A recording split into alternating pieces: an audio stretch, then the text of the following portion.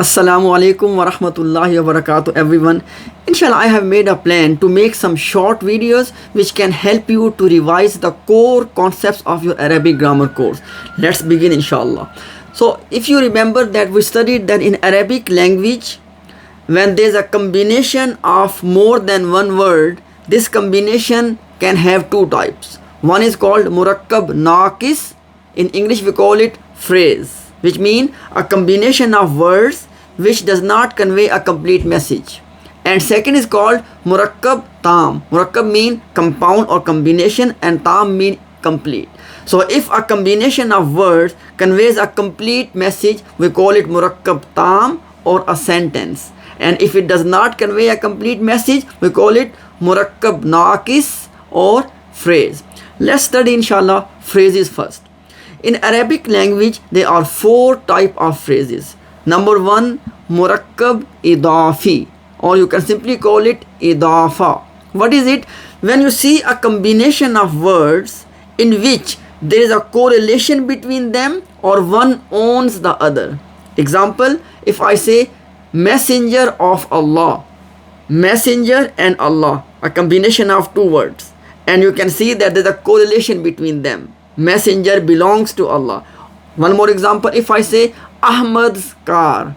So Ahmad and car, they are two things, okay? So Ahmad owns the car. So this kind of combination which shows a correlation between two isms or in which one thing belongs to the other, this combination is called murakkab idafi.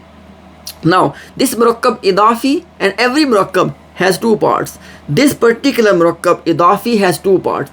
The object of possession is called mudaf, and the owner or the one who possessed that object is called mudaf ilay. For example, Ahmad's car.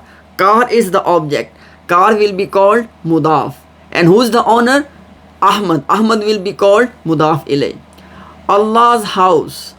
Allah will be called mudaf ilay, and house will be called mudaf. So in a nutshell, object is called mudaf, and the one who owns that object is called mudaf ilay. Clear? Now, if you want another sign, when you translate this kind of combination in English language, you either use of or you use apostrophe s. For example, Ahmad's car, you see, you use the apostrophe s. Messenger of Allah, you see, you use the word of. So when you use the word of or apostrophe s to translate a combination, this is the sign of murakkab idafi or idaafah. Next point, with regard to murakkab idafi and idaafah, like I said, it has two parts: mudaf, object part, and mudaf ilay, the owner part. Mudaf or the object part must fulfill two conditions. Number one, it must not have alif lam, because alif lam in English, in Arabic, makes a word proper. So it must not have alif lam. And number two, it must be light. What does light mean? Light mean that when you pronounce this word, it has no noon sound, and which mean in simple terms, it has no tanween or no clear noon written in the spelling of this word.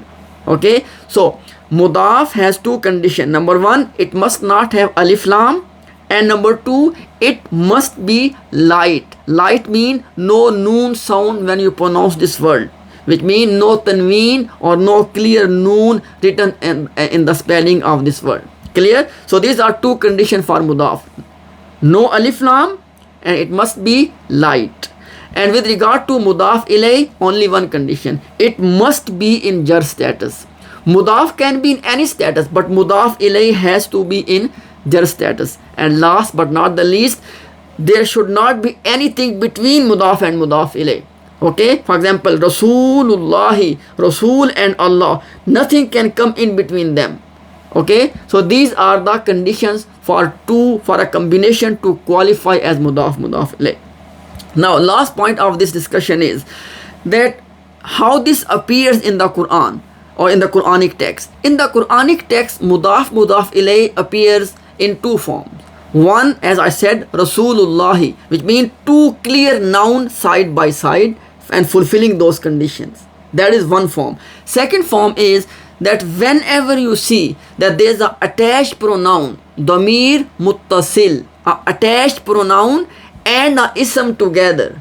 One more time, whenever a attached pronoun and ism together, this combination is called mudaf mudaf ilay. For example, if I say rabbuhu, his master, you see who is the attached pronoun and Rabb is the ism. So whenever a ism and attached pronoun come together, it is a sign of mudaf mudaf ilay or idaafah or murakkab idaafi. So idaafah comes in two forms. Number one, two clear ism side by side fulfilling those conditions, and number two, attached pronoun and ism together. Attached pronoun will be called mudaf ilay part and ism will be called the mudaf part. That is all you need to know about murakkab idaafi.